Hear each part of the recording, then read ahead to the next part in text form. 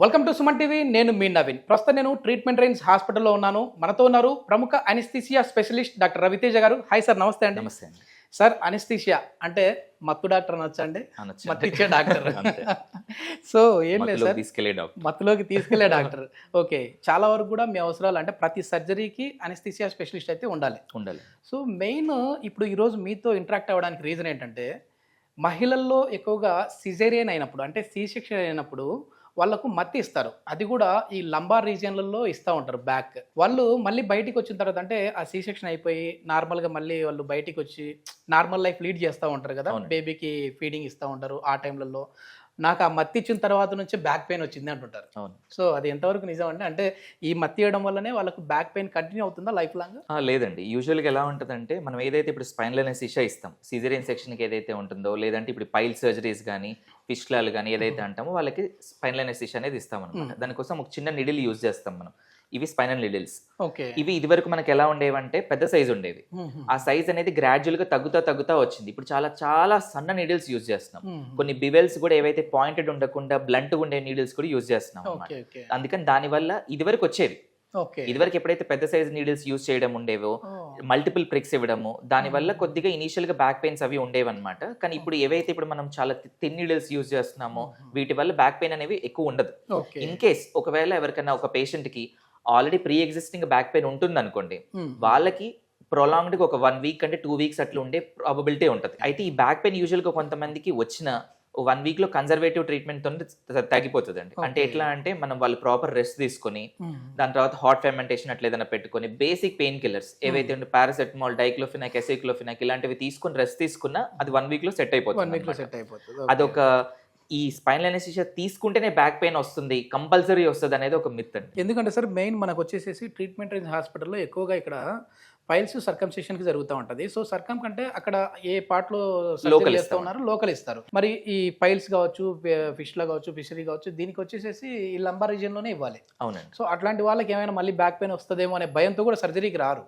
అట్లాంటి వాళ్ళ కోసం అడుగుతా ఉన్నాను. యూజువల్గా రొటీన్గా ఇప్పుడు మనం ఒక లైఫ్ స్టైల్ మనది చూసుకున్నా మనం ఎలా ఉంటున్నామంటే ఒక ప్రాపర్ పోస్చర్ మెయింటైన్ చేయట్లేదు. వాకింగ్ లో ఒక ప్రాపర్ పోస్చర్ మెయింటైన్ చేయట్లేదు, కూర్చునేటప్పుడు ఒక ప్రాపర్ పోస్చర్ మెయింటైన్ చేయట్లేదు. మనం బెండ్ అయి నడుస్తూ ఉంటాం, కూర్చున్నప్పుడు కూడా ఇట్లా బెండ్ అయి కూర్చొని ఉంటాము. వీటి వల్ల కూడా మనకి బ్యాక్ పెయిన్స్ వస్తూ ఉంటాయి. ఫస్ట్ ఆఫ్ ఆల్ మనం మన లైఫ్ స్టైల్ చేంజెస్ అవన్నీ చేసుకుంటా ఉండాలి. ఈ బ్యాక్ పెయిన్ యాజ్ సచ్ అయితే మిత్ అండి. అయితే ఎంతమందికి వస్తుంది, వచ్చింది ఎంతమందికి తగ్గుతుంది అనేది ఏంటంటే పేషెంట్ డిపెండెంట్ అది. ఓకే, ఒకవేళ వాళ్ళు లైఫ్ లాంగ్ అంటే మీరు అన్నారు కదా ఒక వారం వరకు ఉండొచ్చు అంటున్నారు కదా, ఇది ఆ వారం తర్వాత కూడా తగ్గిపోవాలి అని అంటే వాళ్ళకి ఏమైనా మీరు చెప్తారా? అంటే కూర్చునే పోస్టర్ ఎట్లా ఉండాలి, లేదంటే ఫిజియో గానీ ఇట్లాంటివి చెప్తాం, సజెస్ట్ చేస్తాం. యూజువల్గా ఎప్పుడైనా అండి, ఇప్పుడు మనకు ఒక చిన్న దెబ్బ తగిలింది అనుకోండి, ఆ చుట్టుపక్కల ఏరియా ఏదైతే ఉంటుందో రెడ్ గా అవుతా ఇన్ఫ్లమేషన్ అంటారు. అలానే ఇప్పుడు మనం ఏదైతే స్పైనల్ అనెస్థీషియా ఇస్తామో ఆ చుట్టుపక్కల ఒకవేళ మల్టిపుల్ ప్రిక్స్ అయినా కానీ పెద్ద నీడిల్స్ యూజ్ చేసినా కానీ చుట్టుపక్కల ఏరియా కూడా ఏదైతే ఉంటుందో ఇన్ఫ్లమేషన్ వస్తుందో ఆ ఇన్ఫ్లమేషన్ వల్ల వీళ్ళకి యూజువల్లీ బ్యాక్ పెయిన్ ఉండొచ్చు, లేదంటే ఆ మజిల్ స్పాజమ్స్ ఉండొచ్చు. ఇవన్నీ ఓవర్ పీరియడ్ ఆఫ్ టైం ఎప్పుడైతే మనకి ఆ ఇన్ఫ్లమేషన్ తగ్గడము, మన మెడిసిన్స్ యూజ్ చేయటము, హాట్ ఫర్మెంటేషన్, రెస్ట్ వల్ల, అలానే ఈ మజిల్ స్పాజమ్స్ ఎప్పుడైతే రిలీఫ్ అయిపోతాయో ఆటోమేటిక్ గా వాళ్ళకి బ్యాక్ పెయిన్ తగ్గిపోతుంది. వాళ్ళకి ప్రాపర్ పోస్చర్ ఎలా పెట్టుకోవాలి, లేకపోతే నెక్స్ట్ ఏం చేయాలి ఏంటనే కూడా సజెస్ట్ చేస్తాం. ఓకే, అంటే ఇది ఎవరికి ఎంత డోసేజ్ ఇవ్వాలి అనేది కూడా ఇంపార్టెంట్ కదా సార్. ఎందుకంటే కొన్ని ఆర్టికల్స్ లో మనం చదివా అంటే కొన్ని చోట్ల కొంతమంది ఇవి ఎక్కువ ఓవర్ డోస్ ఇవ్వడం వల్ల కాళ్ళు కూడా పడిపోయాయి అని చెప్పేసి వింటా ఉంటాము. అది ఎంతవరకు? ఓవర్ డోస్ ఇవ్వడం వల్ల కాళ్ళు పడిపోవడం కంటే కూడా ఓవర్ డోస్ ఇవ్వడం వల్ల ఏమవుతుంది అంటే అండి, యూజువల్ గా డ్రగ్ అనేది మనము లంబార్ అన్నారు కదా ఇంతకు మీరు, ఆ స్పేస్ లో ఇచ్చామనుకోండి ఎగ్జాంపుల్, అది అక్కడ వరకే స్ప్రెడ్ అవ్వాలి. ఎప్పుడైతే మనం ఎక్కువ డోస్ ఇస్తామో, లేకపోతే ఇచ్చిన తర్వాత కూడా పేషెంట్ ఒక పొజిషన్ లో పెట్టకుండా వాళ్ళని పైకి పెట్టడం అలాంటిది ఏదైనా చేసామనుకోండి, కిందికి పెట్టడం చేసామనుకోండి, అప్పుడు డ్రగ్ అనేది పైకి వెళ్ళిపోతుంది. పైకి వెళ్ళిపోయినప్పుడు ఈవెన్ మన బ్రెయిన్ స్టెమ్ వరకు కూడా ఎఫెక్ట్ అవ్వచ్చు. దాన్ని టోటల్ స్పైనల్ అనెస్థీషియా అంటారు. ఇప్పుడు మనం ఎప్పుడైతే నార్మల్ స్పైనల్ అనెస్థీషియా ఇచ్చిన తర్వాత కాళ్ళు వరకే పని చేయవు కదా మనకి, ఎప్పుడైతే డ్రగ్ పైకి వచ్చేస్తుందో అప్పుడు మనకి గాలి తీసుకోవడానికి కూడా కష్టం అవుతుంది. హార్ట్ ఫంక్షనింగ్, బ్రెయిన్ ఫంక్షనింగ్ అదంతా కూడా డిస్టర్బ్ అవ్వచ్చు. ఓకే, ఇప్పుడు మామూలుగా ప్రతి ఒక్కరికి వీళ్ళకి చూసే వాళ్ళకి అర్థం అవ్వాలని నేను ఇప్పుడు బ్యాక్ సైడ్ తిరుగుతా ఉన్నాను సార్. ఎక్కడ మీరు మామూలుగా మత్తి ఇస్తారండి? యూజువల్ గా ఈ లంబార్ రీజియన్ లో ఉంటదండి. ఇప్పుడు మనం వర్టిబ్రేని కౌంట్ చేసుకుంటా ఉంటాం. మనకి ఎలా ఉంటాయి అంటే cervical vertebrae, thoracic vertebrae, lumbar vertebrae ఇలా ఉంటాయి. మనం ఇలా చూసుకొని ఇక్కడ మనకి ఇలియా క్రస్ట్ ఉంటుంది అనమాట. ఇట్లా పాయింట్ అవుట్ చేసుకుంటే ఒక L4, L5 వచ్చింది అనుకోండి, ఆ బిట్వీన్ రీజియన్ లో మనం ఇస్తాం. ఓకే, అంటే ఇది కూడా కరెక్ట్ స్టాండర్డ్ పొజిషన్ పొజిషన్ అదే అండి. ఎక్కడ ఇవ్వాలో అనేది కూడా చాలా ఇంపార్టెంట్.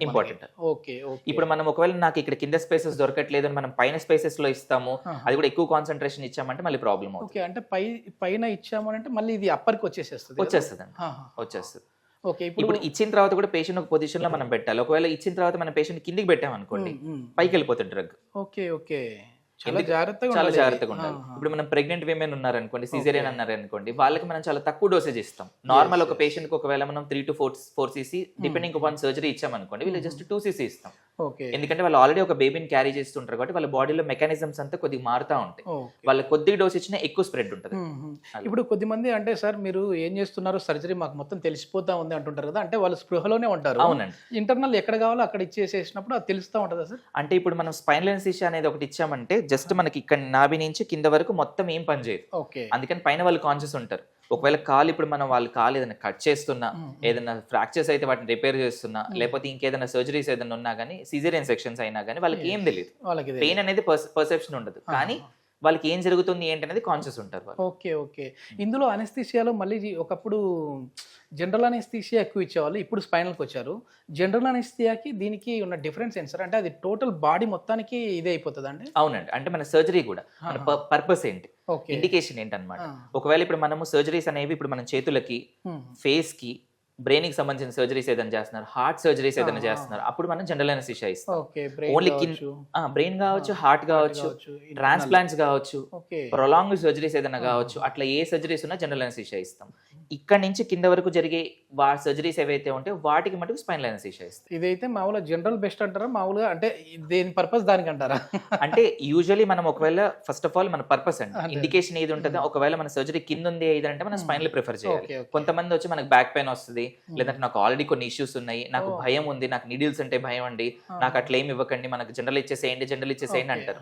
ఆ జనరల్ అనెస్థీషియా ఏదైతే మనం ఇస్తామో దానికి ఎక్కువ రిస్క్ ఉంటుంది. జనరల్ కి ఎక్కువ రిస్క్ అంటే మామూలుగా చిన్న, ఇప్పుడు మీకు ఏదైనా కాళ్ళు కావచ్చు లేదంటే ఈ పైల్స్ కావచ్చు, దీనికి ఉన్నప్పుడు చిన్న నీడిల్ తో సరిపోతుంది అంటారు. లంబార్ రీజియన్ చిన్న నీడిల్ తో పోయేదానికి జనరల్ అనెస్థీషియా ఇచ్చి టోటల్ బాడీకి ఎఫెక్ట్ అయ్యి దానివల్ల చాలా ప్రాబ్లమ్స్ ఉంటాయి. ఇది మొత్తానికి ఏంటంటే ఈ రోజు మనం ఈ ఇంటర్వ్యూ చేయడానికి కూడా ముఖ్య ఉద్దేశం, ఇక్కడ ఎక్కువగా పైల్స్, సర్కమ్స్ సంబంధించిన సర్జరీలు జరుగుతూ ఉంటాయి. సో ఈ పైల్స్కి సంబంధించి సర్జరీ అంటేనే ఈ పైల్ సర్జరీ ఏమో కానీ అనెస్థీషియా ఇవ్వడం వల్ల మాకు ఎక్కువ బ్యాక్ పెయిన్ వచ్చే విధంగా ఉంటుందని భయపడతా ఉంటారు కాబట్టి అట్లాంటి వాళ్ళ కోసం చేస్తా ఉన్నాను. సో ఈ మామూలుగా పైల్స్కి అయితే జనరల్ వరకు అవసరం లేదు, అంటే జనరల్ అనెస్థీషియా అంటే దీంతో ఇస్తారు. సో జనరల్ అనెస్థీషియా అయితే పైల్స్కి అవసరం లేదు, దీనికి ఒక చిన్న నిడిల్తో లంబార్ రీజియన్లో ఒక చిన్న ఇంజెక్షన్ ఇస్తే సరిపోతుందని చెప్పేసి అంటున్నారు. దీనికి సంబంధించి ఫర్దర్ ఇన్ఫర్మేషన్ అంటే ఏదైనా పైల్ సర్జరీ కావచ్చు లేదంటే సర్కంసేషన్ సర్జరీ కావచ్చు, దీనికి సంబంధించి ఇన్ఫర్మేషన్ ఏదైనా కావాలంటే మీరు హాస్పిటల్ వారి కాంటాక్ట్ నెంబర్ ప్రొవైడ్ చేస్తా ఉన్నాం, మీరు నేరుగా వారితో మాట్లాడచ్చు. థ్యాంక్ యూ అండి. Thank you.